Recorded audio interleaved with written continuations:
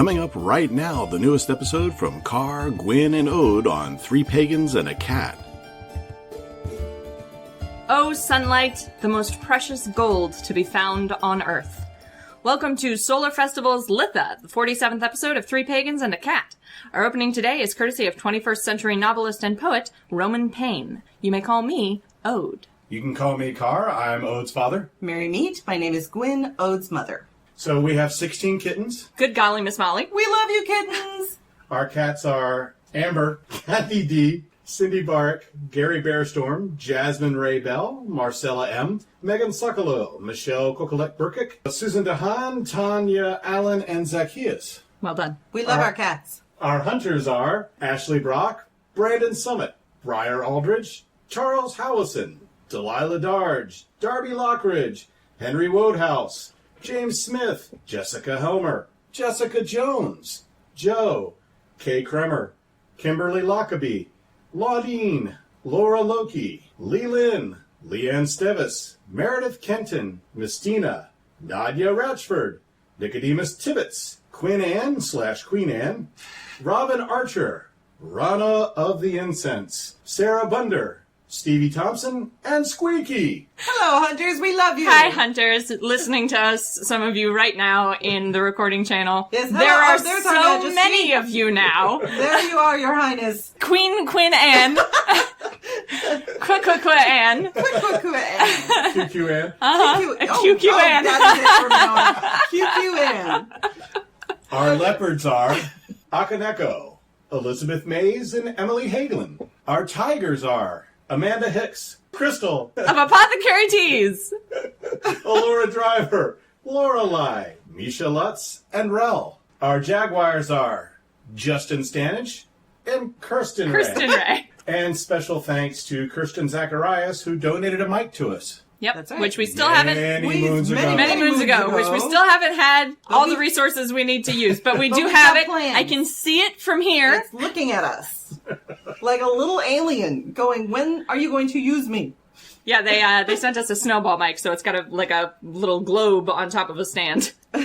Or an eyeball. An eyeball, yeah. Yeah, or a Snowball, I know. Yeah, but see, the mic we use now is called a Yeti, and it doesn't look anything like a Yeti, so... True that. So, a couple of other housekeeping things. right. Yep. Mm-hmm. Not this upcoming weekend, but the weekend after, we will be at Michigan Pagan Fest, and we will be broadcasting live from Michigan Pagan Fest for most of it. On our YouTube channel. On our On our YouTube YouTube channel. channel. Yep, so you'll be able to see us and whoever happens to sit down with us during that time frame. So if you're not a fan of our YouTube channel or have not liked our YouTube channel or are not following our YouTube channel, Have not subscribed to our YouTube channel. Go do that. Go do that. Go to YouTube, type in Three Pagans and a Cat, we come up, subscribe. Hit the subscription, Hit the and then hit subscription the notification bell, Yep. because that Right. will increase the chances that YouTube will tell you we're live. live, yeah. And It we will can not also- guarantee it, but We can also make announcements on Facebook. Yeah, we will be when making we're announcements. live. Also, we just got invited Yes. Oh, yeah. a couple of days ago to be the moderators for the Ritualist panel at Michigan Pagan Fest. That's right. So we'll actually be moderating that panel That with discussion. 7 ritualists. Gonna be fun. Yeah, it should be a blast. So And I don't think we've said the dates yet, and that's June 20th through the 23rd. that's Yep. correct. Yes. Yep. June 20th through 23rd. and then the following Sunday, the Yeah. the 23rd, Yep. we will come back and And do our recording We for, will do our for recording. that week, Yep. which will be the storytelling, another storytelling episode. Yep, Yes, just yep. so we can kind of chillax. Yeah. Right, exactly. We'll be completely overwhelmed Yes. probably by doing the Fried. ritualist panel and everything else. Yep. But I think it's going to be a really, really good time. And We've done some divination. All indications are good. Yes. So I yep. think it's going to be a Yeah, great year. we've gotten go-aheads and alerts to focus a little bit on our own spiritual development while we're there as well. So, Right, yep. Absolutely. Which is why we may not be on all the time. right, because Going to essentially, classes. like, we did some divination. Carr was planning to spend 100% of the time in front of the camera. Yep. But we did some divination, and he got the instruction essentially to back away from the mic occasionally to go to some ritual, to open himself up to some experiences. Yep. Yeah, So, maybe go to a class if there's one that's interesting. Yeah. And it's going to be fun. Yep, and then August 3rd, we'll be at Right. Detroit Pagan Pride. Yep. And we're teaching 2 classes at that. We're teaching 2 classes we haven't actually taught as classes yet. Yeah, Yep. we're going to be doing monikers and metaphorical spaces, and we're going to be doing speaking with symbols. Yep. Which we've done Which those we as did those as Podcasts, episodes yep. many moons ago Yep, now. Many moons Yep. ago now. So, So we're excited So about it's content teaching those. you'll be familiar with, but not in class form. Yep.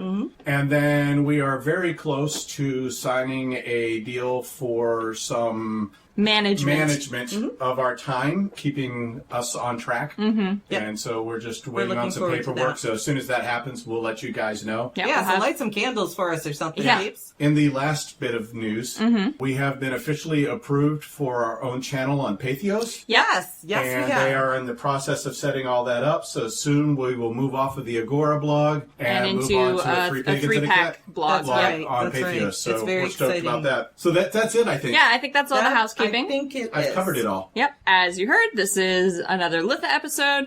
Last year, we did a full Wheel of the Year, where we Yep. just sort of did a surface scrape on all the holidays. And this year, we're touching on all of the holidays again, but we're trying to dig a little deeper and find out sort of why do we celebrate these holidays, and what do they mean to us in the modern day, and Yep. what's the point of them? Why does every single one involve fire? You know, the big questions. Right.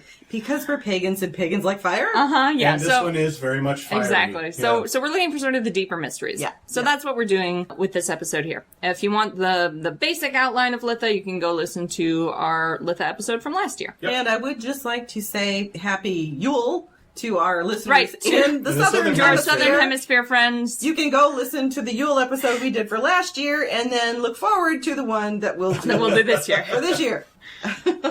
This one's easy because it's easy Right, to go you know, with the 6 okay. months. Litha, Yeah. it's when you get to the in-betweens, you're like, what? You're like, hang What are on, they that's celebrating? now that what's the diagonal upside across down. from the wheel, and yeah. It's so confusing. You Southern But we people do are so have. confusing. I know that we have listeners in Australia and in Yes, South we do. America, Yeah. So we want to South honor Africa. them. South Africa. Yeah. Yeah, so we want to honor them and let them know we Yes, are thinking we do. about you. We do know you're there. We know you're there. It's just we're in the northern hemisphere. This is just where we live. So Ladies and gentlemen and people of what is things. that? I have no idea. So pro tip: we call ourselves NBs. oh, When you want to do a ladies, gentlemen, NB. and NBs. NBs. Yes. First, I would like to say, hey, meet our new friend, the Artful Egg. Mm-hmm. Our tiger Michelle invited you to her shop, where she showcases her painted and carved sugar skull eggshells for the world to enjoy. Each piece is handcrafted and unique, with a name and a style all its own, and desires to find a happy home with you. Every egg comes in a special box adorned with a note about the creation. Michelle has been sculpting her eggs since 2015 and knows that you and your family and friends will love it. She also makes natural eggs, a beautifully painted rockery, and jewelry to share, as well as the sugar skulls. Michelle has also designed an acorn egg, which just happens to be the most popular egg she makes, adorned with lentils and wood beads and hemp or leather hangings. Visit The Artful Egg at theartfulegg.net. Not everyone, I guess, eats as many lentils as me. So, if you're not aware, lentils actually come in a variety of colors. So, Yes, those yes, can they be do. very, very colorful. Yeah, they're very pretty. If you're in the market for something shiny, our Tiger Reel would like to invite you to Relic Designs, spelled R-E-L-L-I-K Designs. Relic Designs produces wire-wrapped jewelry from amethyst points wrapped in coils of silver to bracelets of braided bronze and silver chainmail links. Reel works with all types of metals, from copper to titanium, and accepts custom commissions. You can find Relic Designs on Facebook at Relic Designs or on Instagram at relic.designs. There are a couple of imposters out there that say Relic on them, but they're not them, so make sure you get the dots and the spacing right and accept no substitutes.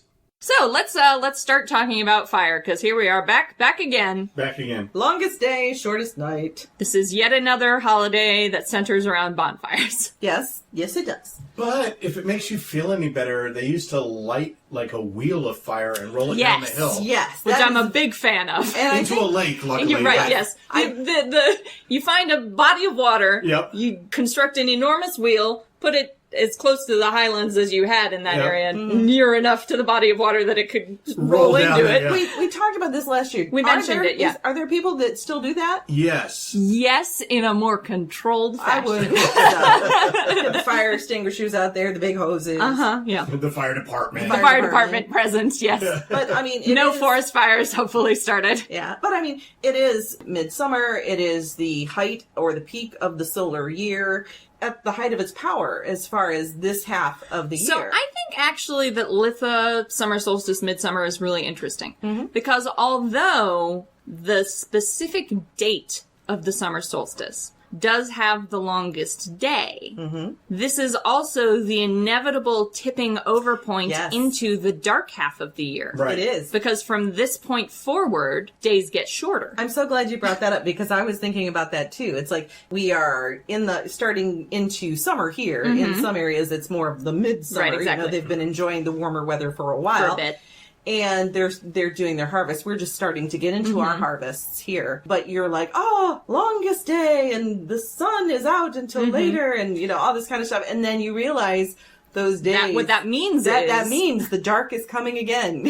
Right. And You know? I think that part gets overshadowed sometimes in Litha. That although this specific moment is the height of the sun's power, then moves on. it heralds the inevitable decline. Yes. Right. And I think that decline is sometimes downplayed. And if you follow, I believe, Wiccan tradition, Right, that this means is when we're moving toward the waning of the Oak King. Right. No, this is right? when this is the date. Oh, this is the day on of which the death of the Oak King. the Oak King is slain Right. and the Holly And King the ascends Holly to the King throne. Ascends to the throne. So there we go. So yeah, we're actually the Oak King has been He has reigned until this point, and then from Yule to now. yeah, and then the goddess gives birth to the Holly King, and Holly King dethrones the Oak King, which is very fascinating. Even if you're not Wiccan, I think it's a fascinating concept, and it really, I think, highlights the differences between the light half of the year and the dark half.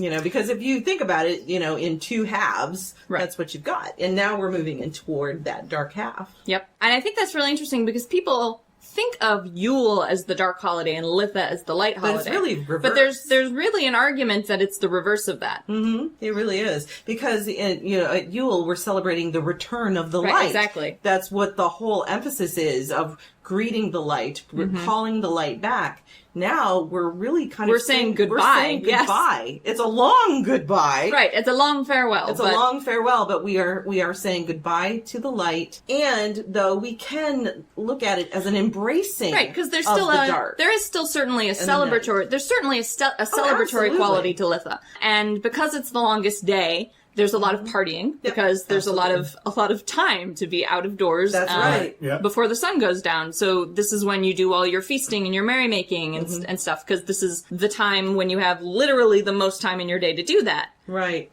And also the sun is rising earlier, setting later. So like I've been getting up really early. I've been getting up earlier because the sun is coming, the light comes in, it wakes me up. But I've been getting up and able to see the sunrise. That's going to change. Yes. It's going to get later. Immediately, and later, starting after Litha. Yeah, yep. So, yeah. So it's interesting to me that we talk about the Oak King and the Holly King, and it's really only mentioned in two things. Yeah, the Oak King and the Holly King is not an ancient tradition. No, it's a new tradition, isn't it? Robert Graves wrote about it in The White Goddess. The White Goddess. And James Fraser wrote about it in The Golden Bough. And basically those are the only two, but they do kind of fit this archetypal pairing thing that goes on, especially in Celtic lands. So Sir Gawain versus the Green Knight, Lugh versus Balor, which is all traditional battles. Traditional battles where one must triumph over the other. Right. To bring about a change. Right. And So a transition. I see some comments from our hunters saying, well, I'm not Wiccan. I don't know what this is. And I understand because I'm not Wiccan either. None of us here are Wiccan. None of us here are Wiccan. But I do think it's interesting as far as understanding the light and the dark half of the year. I think that this epic battle of the Oak King and the Holly King, it highlights that in a way that's interesting. I don't worship those in that way. I don't Like, that's not going to be part of my ritual for Midsummer, but I do appreciate the symbolism it offers. And I think the majority of our Litha is going to be, we'll be at Michigan Pagan Fest. Yeah, exactly. We'll actually be We'll be doing whatever they're doing at Michigan Pagan Fest. Exactly. That's right. So, which I think James Stovall is doing his Peruvian Sacred Fire. Yeah, the Caro. On Litha, yeah. the Caro. So that'll be very interesting to I think so, that. too. Mm-hmm. Yeah. It's time for reviews! Spectacular. Spectacular. So this review is of something that was actually posted on our Facebook group. And it's so freaking cool, you It guys. is. If you are not on our Facebook group, you're missing out. You're missing out, because we got some amazing peeps. Yep. So one of our patrons, right, a member of the Pride, Nadia Ratchford, has written a poem called Scorned, dedicated to the goddess Lilith. And Steve Samacera has a picture dedicated to the goddess Lilith. A drawing. Yep. Drawing, yes, not a picture. Not a photo, but yes. Not a photo, but a drawing, yes. It is a drawing. A very if you skilled... can take a photo of the goddess Lilith, you're way more talented than we have time for right here. It is a very skilled and beautiful drawing. Yes. And Steve has put it to a spoken word. A spoken word, which Nadia reads. Yep. And then it has a video of it. Yep. So... And that's a collaboration between Nadia and Steve. Yep. And it is beautiful. It's Sam Sarah, absolutely gorgeous. Yeah, the poem itself is Nadia's work, and it's beautiful and powerful, and she reads it actually in the video. And she has a wonderful, wonderful voice. Yeah, wonderful voice. She reads it very wonderful well. delivery of the content. Yep. And the video is the camera sort of panning and scrolling around the picture, the image to show the detail work of the various pieces of this illustration, and it's beautiful, and the combination is spectacular. So we're going to be linking that in the episode links. Yep. And we wanted to review this piece because, we've got a lot of talented people in the Pride. Yes. And all, so many of... for all the commercials that we have. Right. Commercials. Beyond that even. We've got artisans and we've got writers and, just music people. Musicians. I mean, we've got such just a really talented and diverse community. Yeah, absolutely, in the Pride. And so we wanted to kind of showcase that for our listeners and to encourage all of you to share your content. Yeah, share your devotional work if it's appropriate to share. Share your creative endeavors. Yep. Absolutely. Because we're always super impressed and super proud of you guys and the really work are. you're doing and the creative potential you're sort of tapping into and expressing and sharing with us. We really appreciate you guys sharing it with us. In the beginning, they call you beautiful, equal, made of the same earth queen, give you angel wings, make you wife, but woman. When they can't cast you to fit their mold, they will cast you to the depths. I want to say something that's going to maybe and spook in certain heathen listeners. Uh-oh. Look out, heathen listeners. So, I am not Wiccan, obviously, so I don't actually care. I don't have a stake in the Oak King, Holly King. So, that doesn't resonate with me, per se.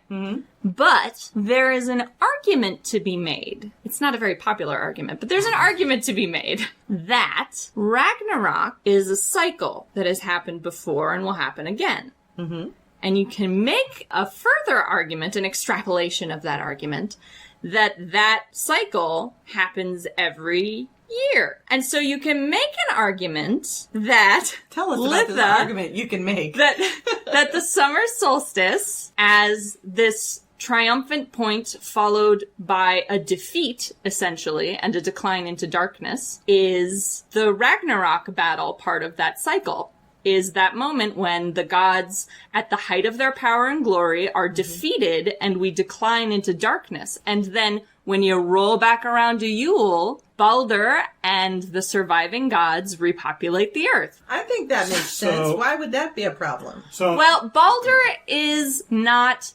super popular. Really? In heathen circles, because... He doesn't have a big hammer? No, because Snorri made him a Christ analog.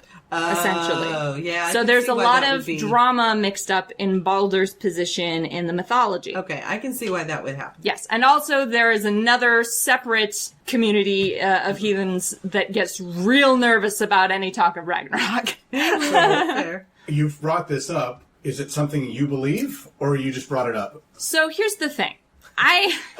Okay, here we go.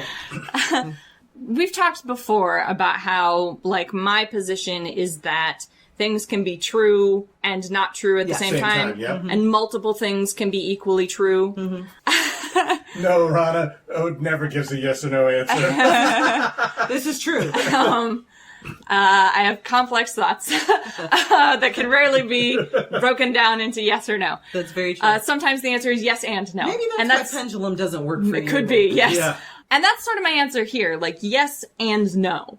Do I think that there is a literal apocalypse happening at Litha? Like, mythologically? Yeah. No, not really. But do I think there's a symbolically significant mythological apocalypse happening at Litha? Yeah, kind of. See, on some level? Yes. I like that. I like that because of the fact that, as we mentioned earlier, the solstice is the peak, the height of the solar year. It is the height of solar power, if you will. Briefly. But it is the height of that power. So that really resonates and makes sense to me if I were a heathen, that, that it would be Ragnarok would be that well, and dark, so here's the other happen and going into the dark half of the year. Here's the other layer of this. At Ragnarok, Sunna, the sun, is finally caught and eaten by one of the wolves. Rude. The other one chases the moon, Mani. So two wolves chase the sun and the moon across the sky, and at Ragnarok, they're caught. That's the decline part. Right. So Litha is that moment when, like, right before battle, when everyone's at full power. Right. And then the rest of the year is that decline through Ragnarok as one by one, everybody gets killed because that's fate. Until at the end of the battle, at Yule, everyone's dead except Baldur, who was already dead. Right. Who was safe in hell throughout this whole fight and who can emerge in the aftermath to bring light back into the world in the second half of the year. See, I think that resonates for me as a non-heathen. Just as a non-Wiccan, the Oak King and the Holly King saga resonates with me. Not in a way that I would incorporate either of those things. Like in a worshipful way. Yeah, not in a worshipful way, but it resonates with me. It makes sense to me as far as describing that cycle. That cycle. Yeah. That's what I appreciate about that. So although I know Ragnarok makes a lot of heathens nervous, and I know Baldur makes a lot of heathens angry, I do think that this is a useful way for heathens to visualize this cycle. You know, they say that music is the universal language, and our tiger, Alora Driver, is ready to speak to you with the music of Aquagirl. I love Aquagirl. Yes. Aquagirl is an indie pop musician with a very chill, listenable synth tone, married to the lyrics that are by turns hopeful and honest. All of Aquagirl's tracks have their own charms, but Ode suggests gently, a soft, focused meditation on the steadfastness of love. You can find Aquagirl at aqua-girl.bandcamp.com. Gently, I will follow you inside. Gently, I will love you till you die.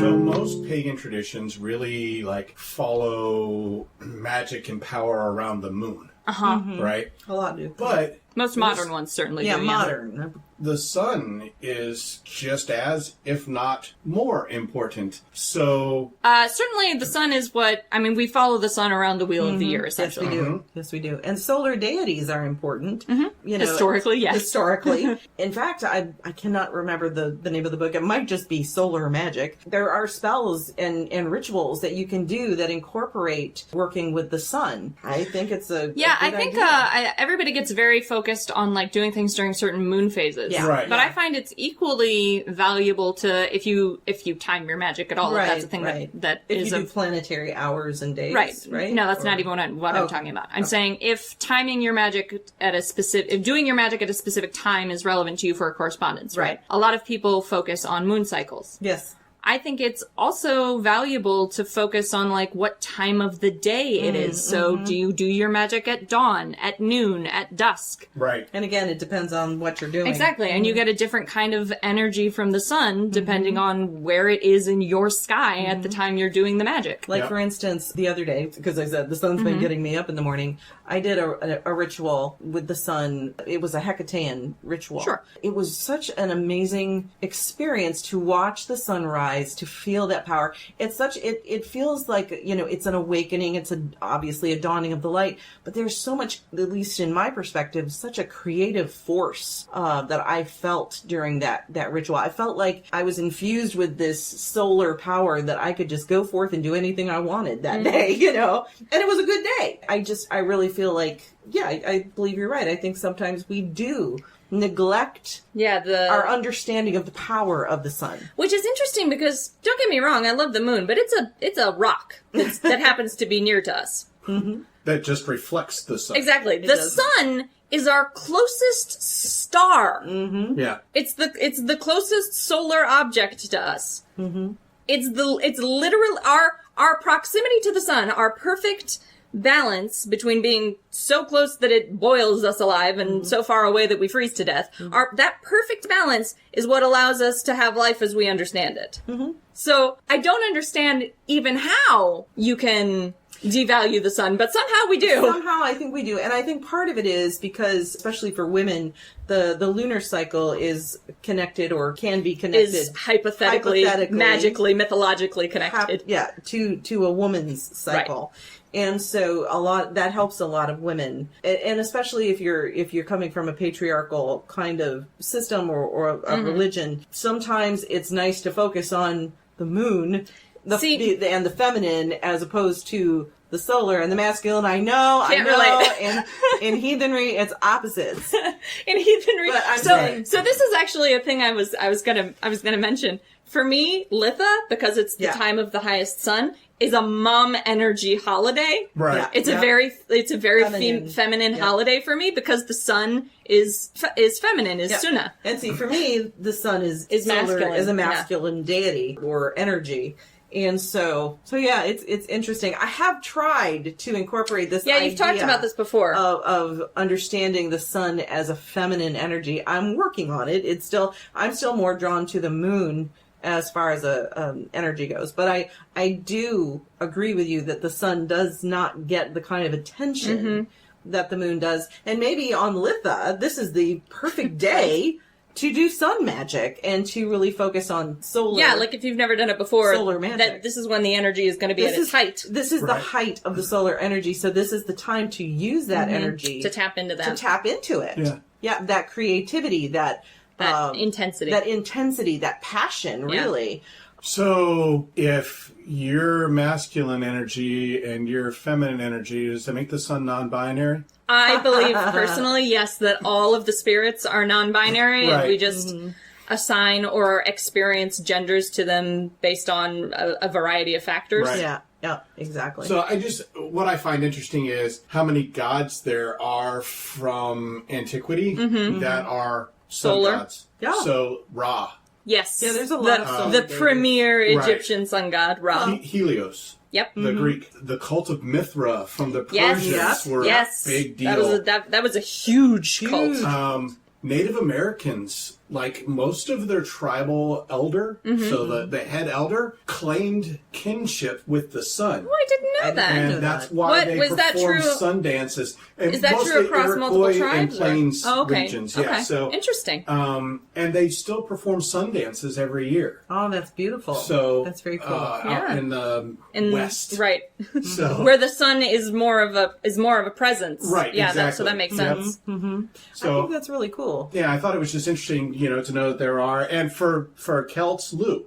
Right, yeah. Is our sun god. So would there's also Lunasa, which will come later in the year, which is explicitly Lu's holiday, but would you celebrate Lu during Litha? Yes. Yeah? That makes sense. That makes sense. So for you, the sun is a masculine energy again. Yes, because of Lu. I think the only feminine suns I can pull to the front of my brain are mine, the heathen one, the Norse one. Right, yeah. And the Japanese Amaterasu is the sun goddess in Japanese mythology. Right. But it's interesting too that where there are dawn gods, those tend to be goddesses pretty much across the board. Across the board, yep. Mm-hmm. Yeah. That's true. And if you could assume, I think, that these dawn goddesses would then therefore be associated with the sun. Well, I mean, they have to be associated with the sun in some way because the dawn is the herald of the sun rising. Yes, the sun rising. So, I believe Brigid is considered a dawn goddess. Is she? I think so. She's definitely a fire goddess. So, yes. She's good for every holiday. You've got Estra, who's considered a dawn goddess. Eos Persephone? Would she be? No, she's not. What would she be? She's the queen of the underworld. Well, true. But I mean, before she became the queen of the underworld, she was associated with spring and flowers, but not with dawn. Okay. She's Demeter's daughter. She's Demeter's flowers. daughter. So, flowers. She's the flower lady. But yeah, so I think these Aurora. Aurora. These dawn goddesses could be associated, with the sun. That's Brigid is the dawn goddess. Oh, is she? Thank you. So that's just this is something that actually hadn't occurred to me until just now, that although the sun is masculine, like the deified sun is masculine in many traditions, in those same traditions, the deified dawn will be feminine. It somewhat makes sense because the dawn is giving birth to the sun. Rising. Right. Yeah, that's true. If you look at it from a dualistic kind of perspective. Which is interesting because you usually see the dawn goddesses presented not as mothers but as maidens. As maidens, right, yeah. So that's true. I wonder if at some stage, not in extant mythologies, but in proto-mythologies that we don't have anymore, I wonder if at some stage dawn goddesses were impregnated or married in some way to someone else to create the sun. Yeah. That's an interesting... At some stage. That would be an interesting thing. I don't know if that would be something that, especially if it's proto... Exactly. This is what I'm saying. I don't think there might not be a way for us to ever know that. Exactly. But I wonder if this is sort of how things evolved over time. Yeah. If I decide to do any private Litha midsummer summer solstice in the hotel room, or when we get home, I might focus on I'll focus on Brigid because she is a dawn goddess, right. Yep. and so that could be my connection to the summer solstice as far as the celebration goes. Which is convenient since you already work with Brigid. Yes, absolutely. Don't have to hit up anybody new. Don't have to hit up anybody. It's Odes! Stone! Corner! What I'm going to be talking about today is native gold. Technically not a stone per se, but a mineral. Right. So it counts. We talk about amber and shit too, and that's not a stone either. So,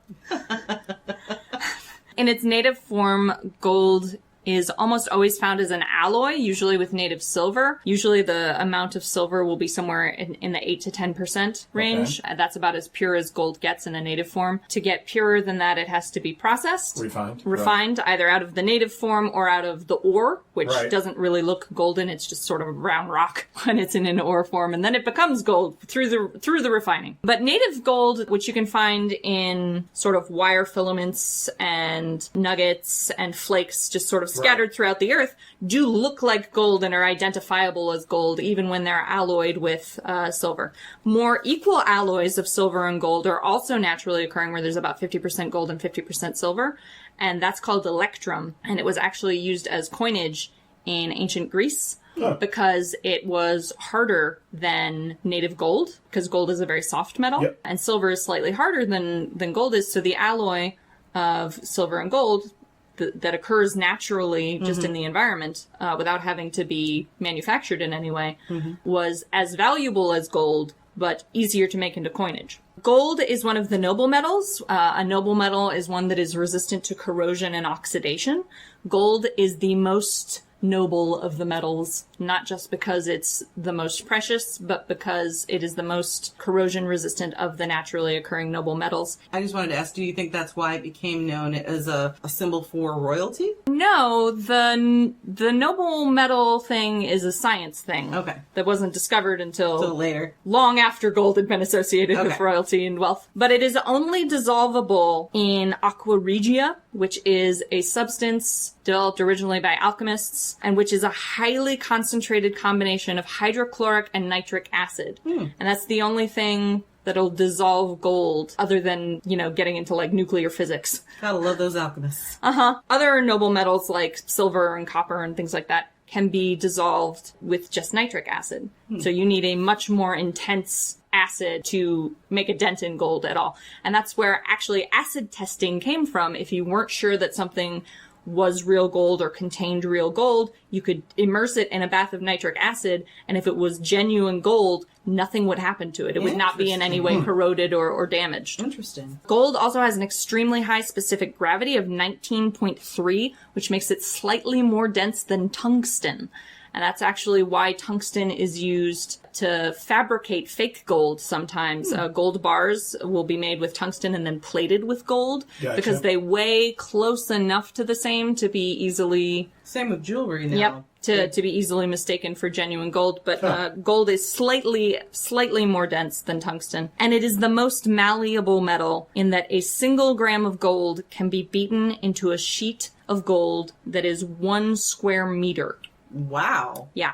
And gold leaf, because gold is sufficiently malleable and not brittle, can be beaten thin enough to become semi-transparent. So no wonder the ancients used to use it for their... I know this because when I worked at a Christian bookstore, I used to imprint people's names on their Bibles with gold leaf. Gold leaf, Yep. yeah. And I mean, think about it. A lot of the ancient descriptions of ancient temples and palaces and things, they were like their entire Layered walls with gold. layered with gold. Yeah. It's because you can take a very small amount of gold and beat it very, very, very thin, and because it's so malleable and so soft, it won't break and fracture the way that other metals would if you tried to treat them in the same way. That's interesting. Yep. Rose gold is gold that's been alloyed with copper, and white gold is gold that's been alloyed with palladium or nickel. You can actually alloy gold with a whole range of metals to make golds in a variety of fascinating colors, including like blue gold, which is gold alloyed with iron. Ooh, yeah, that sounds pretty. Yeah. But would it then rust because of the iron content? It would depend on the concentration of iron. Gotcha. Yep. Interesting. So, although gold cannot be synthesized from lead, as the ancient alchemists desired, it can, at great expense and with the assistance of a particle accelerator, be synthesized from mercury with neutron bombardment. However, like you do. However, what this creates is a radioactive isotope of gold with a very short half-life. There is only one stable isotope of gold, the natural gold that occurs on Earth. Gotcha. So although we can now produce gold, what we need to do we can't do it economically. Steal a bunch of mercury, break into CERN. Just dump it all in the Hadron Collider. Dump it all into the Hadron Collider and we'll be rich! We'll be rich! As long as we don't have to pay for the use of the particle accelerator, Yeah, I'm not sure that the Hadron Collider would be cost effective. No, absolutely not. Also, so gold can also be found in the ocean in extremely diffuse concentrations of particles. If you could condense all the gold that is in all of the oceans on Earth, just in the water, you would have 15,000 tons of gold. Wow. But because these gold particles are so diffused, there is no economical way to extract gold from seawater. So our oceans are just full of gold that we can't access. That the fishes are eating. The fishes are eating the gold. The fishes and you actually can eat gold. When people do yes, put like gold I have leaf seen that. Yep. On fancy desserts and things, you can actually eat that. Yeah. Because it's a noble metal. Nothing in your digestive system will have any effect on gold. Isn't that amazing? So it's non-toxic in its native form and will do you no harm. Hence the reason you see it at fancy restaurants. Yes. So you said there's 15 tons? 15,000. 15,000 tons. 15,000 tons. Sorry, I'm just trying to figure out how much money that would be worth. Magic. So our oceans are wealthy, essentially. Yes. But for magic, gold is associated with wisdom, longevity, and secret knowledge. It's also associated with wealth, power, and authority. All of these, I think, are for the obvious reasons. Right. It's got those associations to alchemy. It's got those associations to kings and rich people. Yeah. And the sun. And in fact, the alchemical symbol for gold, which is the circle with a dot in it, is also the symbol for the sun in astrology And it was the ancient symbol for the sun in Chinese oracle writing, which was the writing form that preceded modern Chinese writing. Did you say a circle with a dot? A circle with a dot in the middle. That's also the symbol for the Lord and Lady in Wiccan tradition. Because he's associated with the sun. Because he's associated with the sun. What I like to use gold for, and what I think is a more interesting use for gold, aside from just to like project your power and authority, right, or connect to the sun, which is a valuable use for gold, is its ability to change form while retaining its nature. So because gold is extremely malleable, and because it is so resistant to corrosion and any changes in its form and structure, but is so able to be alloyed and can be, shaped and manipulated very easily, it's very good for a kind of shape-shifting. But a kind of shape-shifting that doesn't require and in fact doesn't allow you to change your essential nature. To sort of be a chameleon. That's neat. Yeah. I like that idea. So I would say it's good for any kind of illusions. It's good for any kind of glamour work? Glamours, certain kinds of charms. And it's good for if you are in a situation where you have to behave a certain way or wear a specific kind of mask. That is not normal to your Right, which person. isn't sort of natural to your being. If you have to be a specific person, gold will help sustain that identity, that manufactured identity for you without forcing you or encouraging you to alter your essential self in any way. I like that. Yeah. I like that. I think that would be especially beneficial for people who have to, like witches who are still in the broom closet because of, family I know friends silver, or where they live. I know silver is much more popular with witches, but gold I think has a lot of value. That's because of the lunar connection. Got the moon, the association. moon connection. But I like the idea. Of if you are, especially for those who are in the broom closet, of using it as that kind of as a mask without draining or changing your personhood. I think that's cool. And then the only other thing I have about gold is that somewhat contrary to my expectation, because it has these, wealth and authority and power affiliations, I expected gold on a purely intellectual level to be sort of an authoritative voice. Right. But it's not. Gold actually has a very soft tone. It communicates almost in like in the energetic equivalent of a whisper. It's very light energetically. So interesting. So you have to really listen and pay attention to gold. To gold. Yeah. Yeah, cool. It's not very loud. So that's it for O's Stone Corner.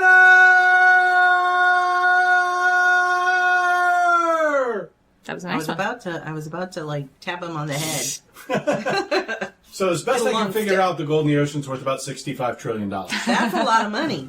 But I think I missed some zeros. That's possible. Yes, it's possible. Because it's a lot of zeros. There was actually an attempt made after World War II by Germany to find an economical way to extract the gold from seawater, because there was no other way for them to pay reparations. Oh, right. That makes sense, yeah. But the results that came back were just that, like, it's too diffusely distributed. There's no way to collect enough gold for this to be worthwhile. To be worth it. Yeah. So they had to abandon that plan. Yeah, it was worth a shot.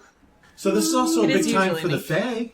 Yeah, yes, it is. That's true. It's also stone circles are big, obviously, during this time. Right, because they have the... Yeah, I think the heel stone at Stonehenge aligns with the summer solstice. And then tombs. Yes, the passage tombs. Passage tombs. I'm like, what's the word I'm looking for? Passage tombs. Those are really cool, too. Yeah, which only get properly lit, essentially, at the solstice. Yep, exactly. I think that would be an amazing... I mean, I've seen it on video. Yeah, but it would be amazing to experience, chills I'm down sure. your spine, but to experience it would be crazy. And that's passage tombs are kind of the gateway to the other world, which is where the Fae hang out. So you would expect that when it's lit, they had the door was open, as it were. Right, exactly. I also read somewhere that the oak tree in Celtic mythology is considered a gateway. Yeah, because the oak tree was kind of like the tallest tree, so it was seen as connecting Earth to sky. Okay. I gotcha. And so that was kind of a gateway between, the roots go all the way into the ground, the leaves root go branches go all the way to the sky.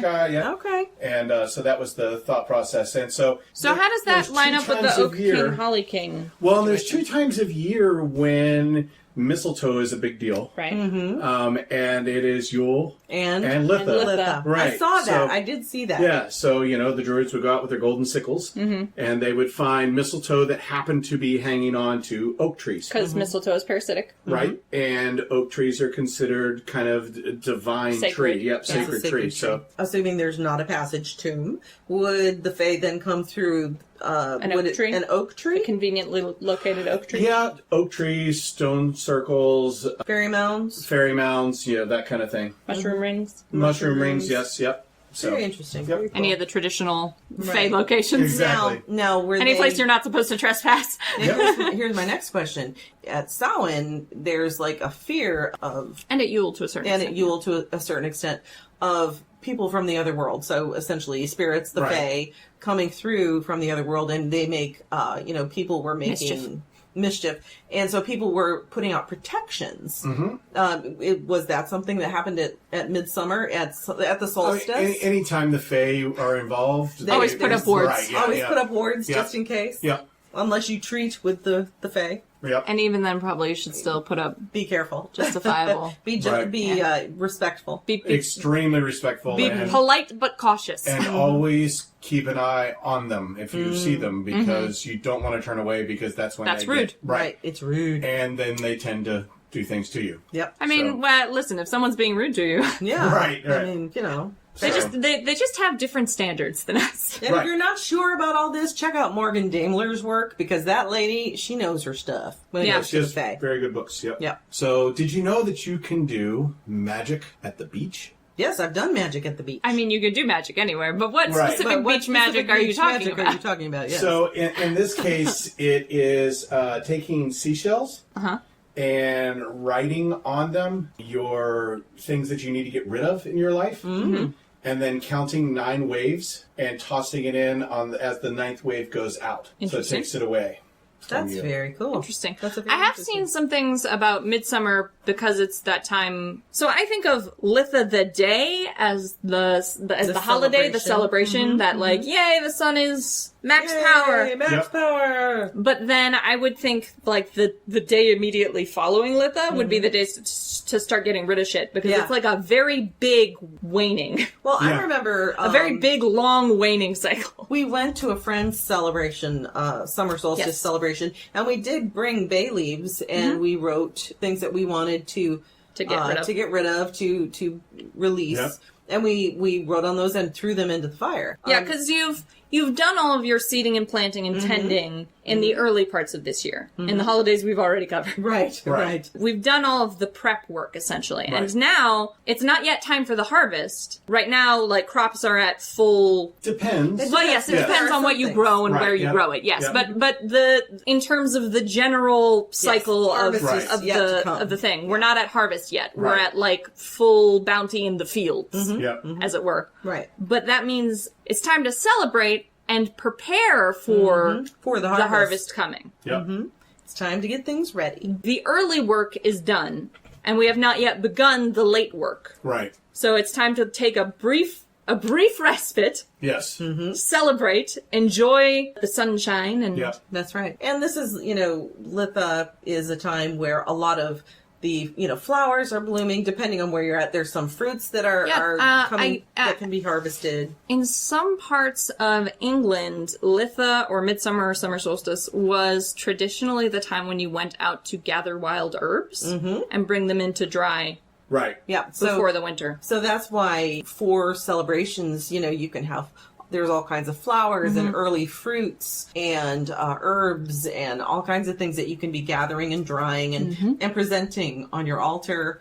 And in fact, perhaps now it's time for... Gwyn's Garden Gems. What I'm going to be talking about today is honeysuckle. And the reason I'm talking about that is because I'm still on my wild crafting kick.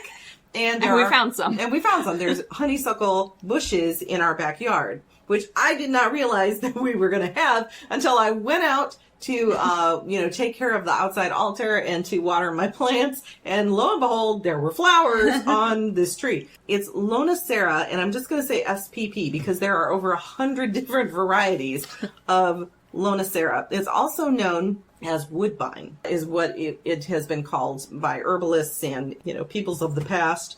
There are about maybe 20 or 30 or so varieties that have been used for medicinal purposes. The majority of them are ornamental, but they got the name honeysuckle because children would come along, pluck the little blossoms, take the little ends off, and suck the nectar, which tasted like honey. Yes, and I happened to have a child who did that. This was me. And I did too. It was me. We used to live in a place where there was honeysuckle hanging over a wall, and I would eat the flowers on my way to school. That's right. And they are an invasive shrub or vine. There's really no way to tell if you've got a kind that is edible or a kind that is ornamental. Ornamental, unless you really examine the flowers and the leaves and the type of bush or vine it is. I didn't do that as a child. No, I just ate them. And the thing is, the flowers, depending on the variety, they might be a little toxic. It's the berries that you do not eat, period, on any honeysuckle bush or vine. Never. They will make Why would you want to eat the berries anyway when the flowers taste so nice? But they have oval-shaped leaves, and the tubular flowers are generally very sweet-smelling. The ornamental variety that we have, it doesn't smell very sweet. It's a bush honeysuckle.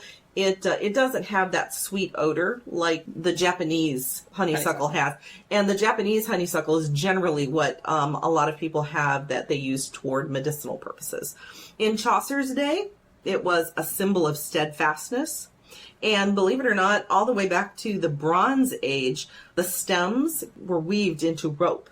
They would use it to create rope. Many states, because honeysuckle is an invasive flower/vine species, it's regulated. Some states will not allow you to grow it. Some states, they have, it depends on the area. So if you are interested in check your local regulations. Check your local regulations.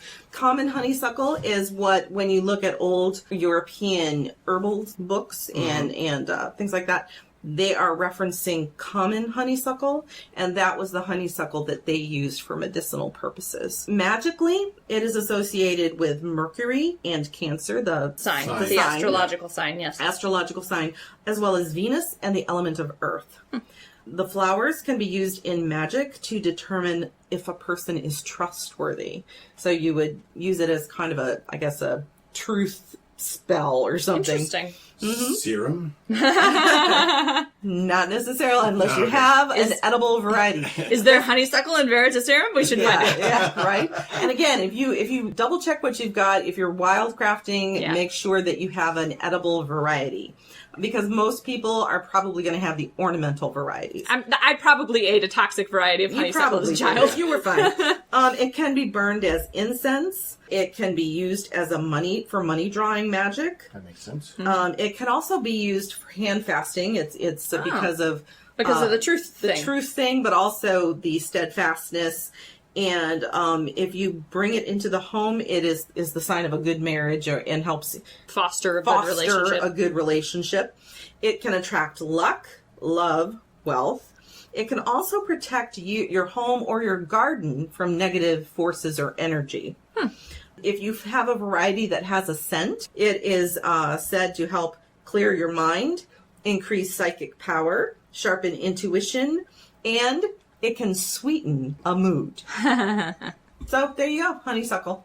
So that's it? That's For it. Gwyn's Garden Gems. Honeysuckle is pretty much everybody's favorite. It's a very popular, good. And the great not thing as much favored as the drink I'm going to talk about later. That's true. Oh, that's the other thing I wanted to say. It was also very popular in medieval days for mead. Oh, that makes sense. It'd make a very sweet mead, I'm sure. Yeah. Yep. And more accessible than honey. Yes. Well, actually, I was reading that... You don't have to fight a bee for it. Yeah, exactly. But as far as accessibility, I was reading, going back to the summer solstice, that it was a good time for honey to be harvested for mead making. Oh, interesting. Yeah, because I guess they've had through the spring to build up honey stores and, pollinate plants and so forth. Yep. Meanwhile, the autumn's about to start rolling in when the bees... Hibernate? Do bees hibernate? I'm not actually sure. Yeah, I'm pretty sure they do. Yeah. So yeah, that makes sense. Do you want to know some weird sun facts? Yes, give us some weird sun facts. So in folkloric traditions, babies born at sunrise are considered special, and they'll be blessed with a long and prosperous life. Aw, that's neat. Yeah. In the Appalachians, Okay. I guess I said it that way on purpose. That is proper. That's there is the appropriate way to say it.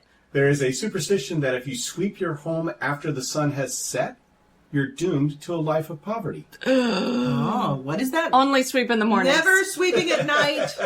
I'm trying to think if I have. We are poor, so maybe I did. Maybe you did early. Oh my God. Okay. So if Can I counteract it? you knew. If the sun shines during a rainstorm, it means that it will rain again the same time the next day. Interesting. Interesting. Sun during rain has a lot of folklore attached to it. Yep. Yes, If I you can have a understand. sunshiny. The first time I ever Rainstorm. experienced that was when I went to college in Florida, and I was walking down the sidewalk to go to class. The sky was clear as far as I could tell, and it was sunny, but it started raining.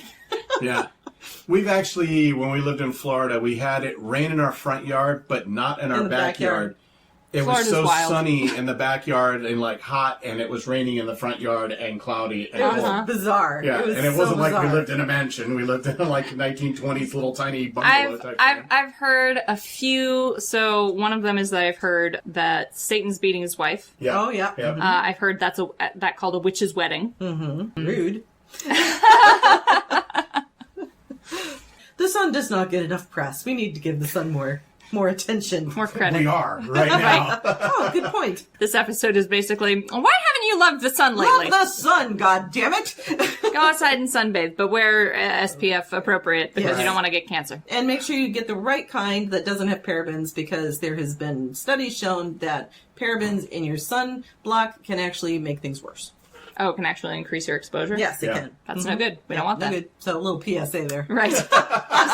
For your sun's safety. Right. Sun's safety from Gwyn. I knew a girl once whose skin was so sensitive to the sun that she had to wear, like, SPF 100. well, she had to wear a medically Yeah. prescribed sunblock on Yeah. every square inch of her skin, including her eyelids. She had to wear a special extra SPF on her eyelids. Face, yeah. Yeah. Yeah. Never had that problem. I go out in the sun and I get burnt and then I turn brown and then I'm fine. I go out in the sun, get burnt, and I'm in the same color afterwards. Yeah. Hey, Lorelai just said that she has a sun tattoo. All right. Excellent. Very cool. Rana says they just don't go in the sun, solves all the problems. Fair. I've I been actually relate. prescribed. I've been prescribed More that I sun. have to go into the sun. Yes, Gwyn actually has a vitamin D deficiency.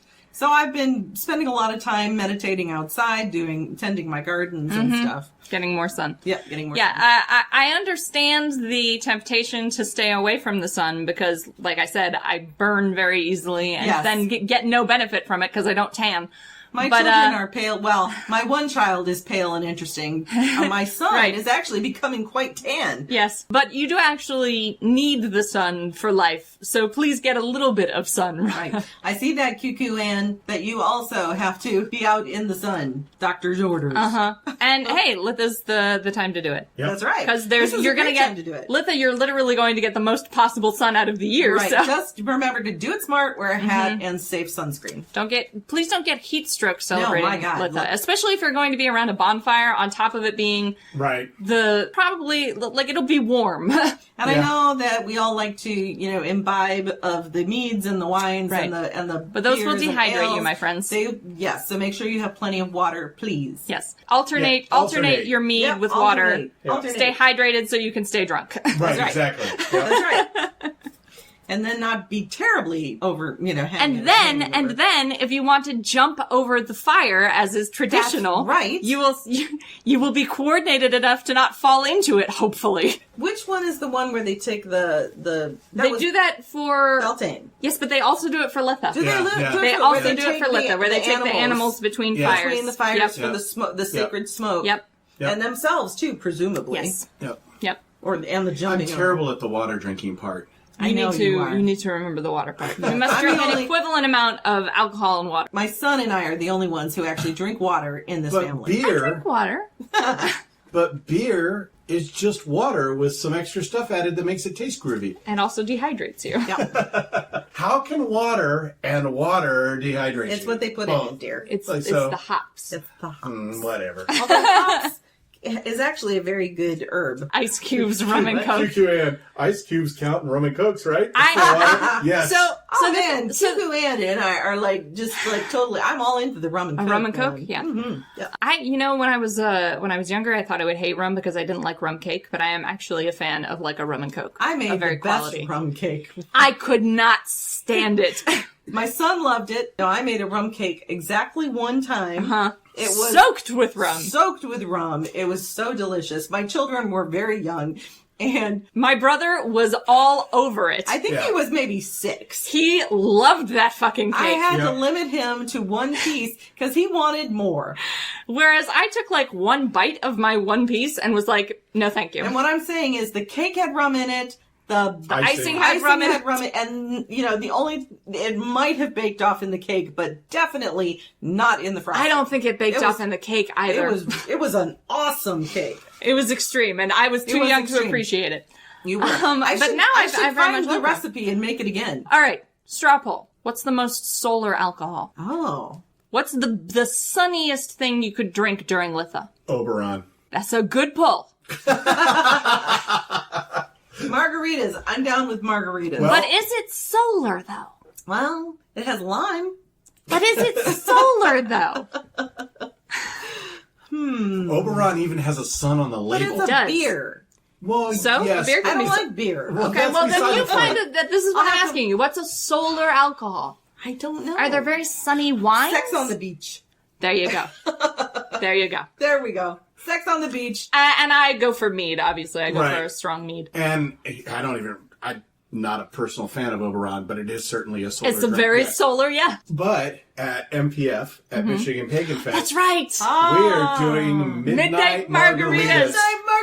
And I don't mean we're doing. Someone's putting this on at the community fire. Right. But we're definitely going to be attending the midnight margaritas. Because you cannot be a fan of Practical Magic and not do midnight margaritas. We've done midnight margaritas. Yes, Gwyn and I have done midnight margaritas. I think you were out of town the first time we did it, and we did like just a day where we watched movies and we watched ate Practical Magic. Yeah, and we ate like snack foods and tiny cakes, and then at midnight we had margaritas. We had midnight margaritas. It was awesome. Damn, I need not to go out of town. Well, you all need to do this more often. That's all I'm saying. We're going to have to make sure next time we do it, we invite your father. Yep. I actually like Practical Magic. Which is perfect. Kind of weird. I didn't know you liked that movie. That's why we always try to watch it when you're not here. Okay. We're trying to be solicitous, but it turned out we were depriving you. Okay. Of alcohol and Practical Magic. All right. Well, and the next time we watch Practical Magic and do midnight margaritas, you're invited. Well, Father's Day is coming up. That's we true. could do it for Father's Day. Yes. Practical Magic, midnight margaritas, and appetizer dinners. When is Father's Day? Is that this Sunday? I think that's this Sunday. Is it this Sunday? don't know. God, I don't know. Okay, anyway. Or maybe when we get back from Michigan Pagan Fest. Right. But whatever, as most we're things doing are. this. And we invite all of you who are listening to do the same. To do the same. We're not going to stream it, though. No, but everyone go have midnight margaritas. Go have midnight margaritas. And play apples to apples. We, the other day, played apples to apples drunk and it was fun. Yeah. Good. It was fun. Now we need to do Drunken Cards Against Humanity. I'm desperate to play Cards Against Humanity. I've never played it, and I'm sure I'd be great at it. Yep. It is fun. It's a good game. Well, now I think it's time for Cars Feast Table. Cars Feast Table. Since we've been talking about alcohol. Oh, that's true. Good. All right, segue. so I actually have 2 recipes. Yes. Mm-hmm. And one of them is appropriate to the discussion. Yes, he gave us a preview. Actually, both of them are fairly... Yeah, sort of, yeah. Yeah, appropriate to this. So the first thing is bee sting cake. Mm-hmm. Mm-hmm. Okay, and this, for the cake, you need a cup of whole milk, 1/3 a cup plus a tablespoon of honey. Okay. Which is a lot That's of honey. That's a lot of honey. Can it be raw honey, or does it have to be cooked honey? No, raw. Okay. Yep. 1.5 teaspoons of active dry yeast, 2 large eggs lightly beaten, 3/4 of a cup of all-purpose flour, 2 tablespoons of sugar, 1/2 teaspoon of salt, 1 cup plus 2 tablespoons of bread flour. Okay. Yeah. Okay. Mm-hmm. 1/2 cup of unsalted butter, softened. Okay. And 3 tablespoons of sliced almonds. Nice. Okay. So it goes in the cake. Okay. Mm-hmm. It's going to make a very interesting cake. Bread flour in the cake? Yeah, I was going to say, that's going to make a very interesting That's going to make texture. a very interesting texture. Yes, it is. Okay. Indeed. And then after it is dried, you poke a bunch of holes in it. Uh-huh. And you pour this vanilla custard over it. Now I understand. 4 bread egg yolks, flour. 3 cups of milk, 1/2 cup of sugar, 1/3 cup of cornstarch, 1/4 of a teaspoon of salt and 3/4 of a teaspoon of vanilla, and you pour it over. So it's like a poke cake, but it's more extreme. Extreme, yeah. Or a dulce de leche kind of. Yes, yep, exactly. So that's the cake, and I will post that entire recipe online with all the directions and everything on how to do that. And then the thing that goes along with the alcohol is a elderflower champagne, which takes all of 5 ingredients: 2 gallons of water. Jeezy crazy. That's a lot of water. 2.5 pounds of sugar. Holy shit. 8 large elderflower heads. Okay. 4 whole lemons. Oh my god. And 4 tablespoons of mild white wine vinegar. You make this shit in bulk, huh? Just hold on. I'm going to explain it to you right here. Okay. Before you do any of this, you need to make sure that your elderflowers are clean and there are no little wandering insects around it. Yes. Yeah, okay. Yes. So boil the water and dissolve the sugar into it. Okay. When the water is cool, you add the elderflowers, the juice of 2 lemons, and the slices of the other 2. Okay. Plus the vinegar. Mm-hmm. You cover it with a clean cloth and leave it for an entire day. Okay. I want to make this. I know. Then you strain it through a sieve or a piece of muslin, carefully squeezing the elderflowers to extract as much flavor as possible out of them. You know, they sell like when you make tea. On Amazon. Yep. And then you store it in clean screw top bottles. Okay. Right? Yeah. Okay. And you leave it alone for 10 days. Oh, 10 days. That's rough. But, so you really this is an you 11-day process. Yep. But tinctures take 6 weeks. Yeah, exactly. So that's not so bad. It could be worse. And then you need to drink it within a month. Okay. But it basically makes champagne. It won't be in time for, and we won't be home for Litha. But maybe Lunasad. Yeah. Let me just say, though, that if you're going to make this, please put it in an area where if it happens to explode in the bottle, it's not going to destroy everything in your house. Yes, Yeah. exactly. Yep. Or your animals. Yeah. Yep. So there you go. That sounds very delicious and wonderful. Do you need to store it in a particular... Nope, doesn't need to be in a cool, dark place. Doesn't need to be in a refrigerator. Okay. Nothing. Just wherever. Yep. Just Yep. wherever. Exactly. Cool. Cool, very cool. Yep. We're definitely trying that. We are trying this. Definitely.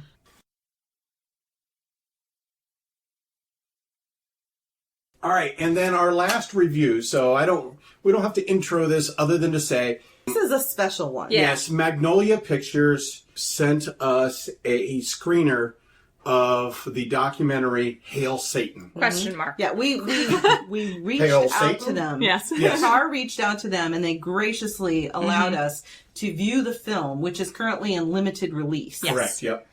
And it is our ardent hope Yes. That it gets that released it will in get a massive- wider Oh release. my God! It deserves a massive audience. Hail Satan? Hail Satan, question mark. mark? Directed and produced, I believe, by Penny Lane. Which is a great name. Which is a great name. She's done a couple of other projects, but this one is about the Satanic Temple and their activities attempting to actually enforce religious equality in the United States. That's right. It's a fascinating documentary. It talks with the founders. The founders. And just goes from the reason that they created the Satanic Temple, the driving force behind it, which is to promote pluralism, the way it is meant to be, and separation of church and state. Yeah, separation of church and state, true religious equality. Exactly. And the whole movie just kind of showcases from their very early beginnings to what has been transpiring for the last several years. Yeah. And their attempt to get a Baphomet statue installed. What was it, in Arkansas? Yep. Correspondent to the Ten Commandments. The Ten Commandments. Yep. Yeah. Yep. And we learned some really interesting things watching this film. Yeah, it was very, very. It's really well done. Yes, it's very well put together. Really well done. Coming from a background that has a lot of movie and sets and all that kind of stuff in my background, it's really well done. It's filmed really well. It's put together really well. The editing is really good. Not something you necessarily expect in a lot of documentaries. Some of them are kind of choppy. Right, it's hit or miss with documentaries. Right, and so this one was super well done as far as all the technical aspects of it. Well constructed. Yes. Very well constructed. And interesting. Yeah, and super interesting. There was no super slow parts. Right. I think there were a couple of parts that felt a little bit maybe a little draggy, but overall, but I learned a lot in those parts too. Yeah. So, and I think that's the there were sort of breaks in the sort of ongoing momentum to discuss sort of the history of Satanism. Yep. Which I thought and was those good. provided some really useful and important context. Yes, because I think in the pagan community, Satanists tend to kind of get a raw deal. And here's something anybody on the left-hand path, people get a little weirded out. We need to discuss something really quick. Mm-hmm. First of all, the Church of Satan and the Satanic Temple are two separate organizations. Yes, they are. They have some differences. I've actually looked into the Church of Satan since watching this documentary, and I'm not a fan. Yeah, the Church of Satan was started by Anton LaVey in the 60s. Right. They are non-theistic, but they do believe in magic, and they are essentially a Randian philosophy. So if you're familiar with Ayn Rand, that's the philosophy of the Church of Satan. The Church of Satan. That's the ethos of the Church of Satan. Is a very individualistic, very every man for himself. Humanist. No, very socially Darwinist. Oh, Darwinist. Okay. The Satanic Temple is a new organization that is humanist, is non-theistic. They do not believe in magic. They do practice ritual, but it's mostly in like a performative context. It's like performance art. Essentially, yeah. To get their points across. So the Satanic Temple would probably not consider themselves pagan, although my personal feeling is that we should definitely be working with them as much as possible because their objectives are very much in line with a lot of pagan objectives. Yes, yep. But I think because it's the Satanic Temple, it freaks people out. And they're using that imagery deliberately to freak people out. But I also really liked, they say and I'm not going to spoil it, or anything. We don't want to spoil the film. But, they let you know what the major tenets are of their beliefs. And they're very solid. Very solid, noble beliefs. Yeah. Yeah, the tenets of the Satanic Temple, unlike the Church of Satan's tenets, which, again, I'm not a fan of, but I don't like Ayn Rand, so that's not surprising. The Satanic Temple has some very high-minded, I guess, high-minded tenets, ideals. Yep. and which are deliberately structured in such a way that if they ever become detrimental to the ethos of the organization, the final tenet is essentially none of these words matter. Yep. Right. If following these tenets would hurt someone, don't. Yeah. Right. Yeah. And the other thing I thought was really interesting is the Satanic Temple, when, started by these two guys, I don't know how many years ago? About a decade? About 10 years ago. Maybe. Is now international. Yeah. It's gotten huge. They have chapters worldwide. And they have been very effective in some of the things that they've been trying to do as far as, keeping the issues alive. Yeah.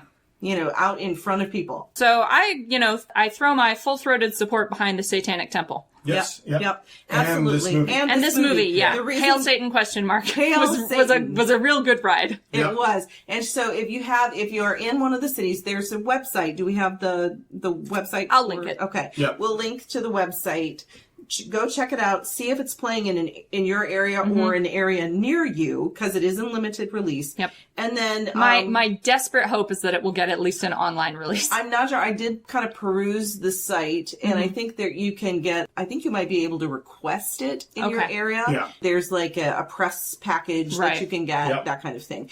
And hopefully they will get. I don't know if this is in the works or not, or planned, but hopefully they'll get a distribution deal. Everybody wants a distribution deal. Yeah. And I'm sure they'll get something signed. So I hope they'll get something signed, and we'll see them on like Netflix or Hulu or something like that. Yeah, Amazon, because this deserves a wide audience, because they're giving a very, very important message, especially in the atmosphere that we have today in this country that is so theocratic. Yeah. We have a group, a minority that is being supported by the current administration that is bringing forth really dangerous policies, in my opinion.